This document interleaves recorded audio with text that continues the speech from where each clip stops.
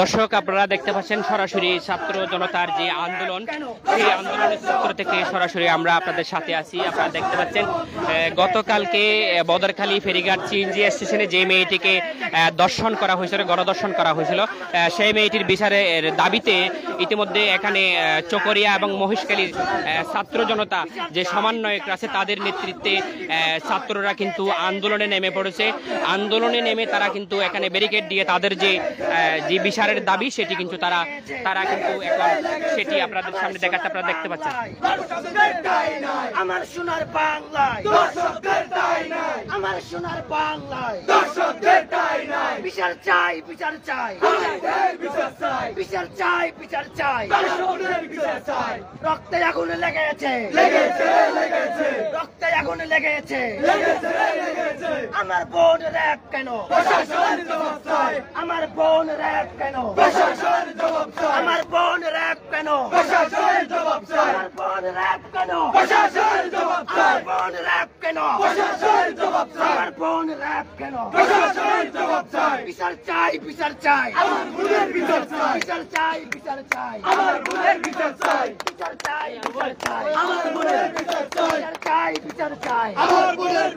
বিচার চাই, বিচার চাই।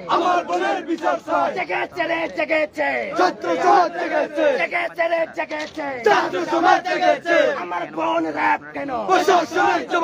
আমার বোন র্যাব কেন? আমার বোন র্যাব কেন? জেগেছে রে, জেগেছে, জেগেছে রে, জেগেছে।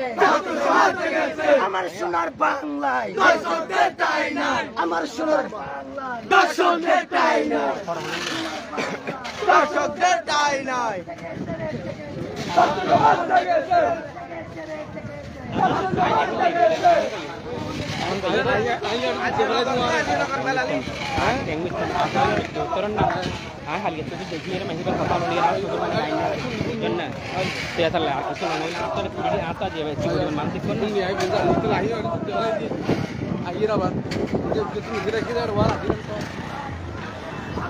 দর্শক, আসসালামু আলাইকুম।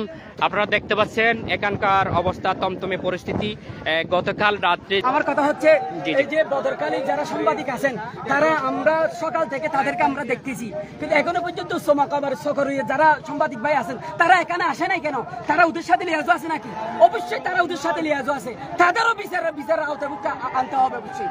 আমি চাই ছাত্র জনতার পক্ষে হয়ে আপনারা কাজ করেন। যারা সোমাকামার কি আছেন, এই যে সাংবাদিক ভাই আছেন তারা এখানে চলে আসেন, এখানে এসে মাঠ পর্যায়ে আমাদের সাথে কাজ করেন। যদি আমাদের সাথে কাজ না করেন তাহলে প্রত্যেক ছেলের সম্পর্কে আমরা অবগত আছি ইনশাআল্লাহ। তাদেরকে আমরা অব্যাহত রাখার জন্য চেষ্টা অব্যাহত রাখবো না ইনশাআল্লাহ। তাদেরকে পরিত্যাগ করার জন্য আমরা দাবি থাকবে আশ্বাস না, বাস্তবতা বিচার চাই। আমাদের ছাত্র জনতার দাবি হচ্ছে 1 নম্বর আশ্বাস না, বাস্তবতা দাবি চাই। এবং সাংবাদিকদের কাছে আমি একটা প্রশ্ন করব, সেটা হচ্ছে এখানে বাজারে নাইট পার্টি ছিল, ঠিক কিনা? এবং যারা এখানে লাইসম্যানের দায়িত্ব পালন করতেছে এরাই জানবে কোন সিনজি, কোন ড্রাইভার, কে কে দর্শন করছে, কোথায় থেকে আসছে, কোন জায়গা থেকে তুলছে, কোন জায়গা থেকে নিয়ে আমার বোনকে দর্শন করা হয়েছে।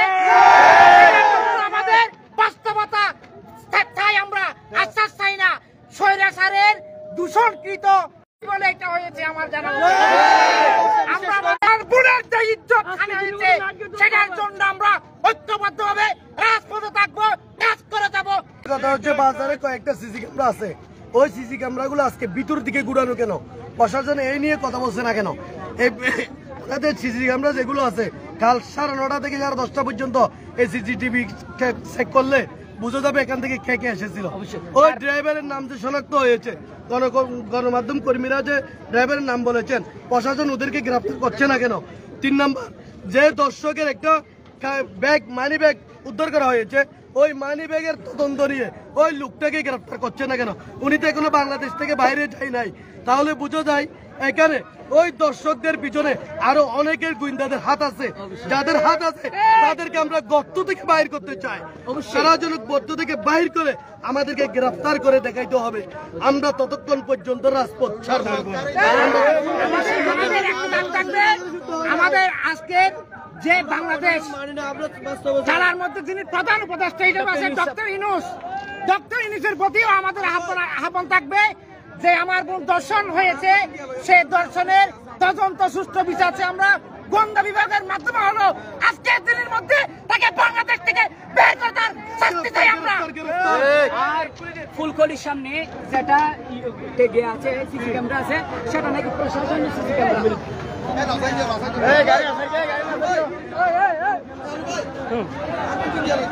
নিউজিল্যান্ড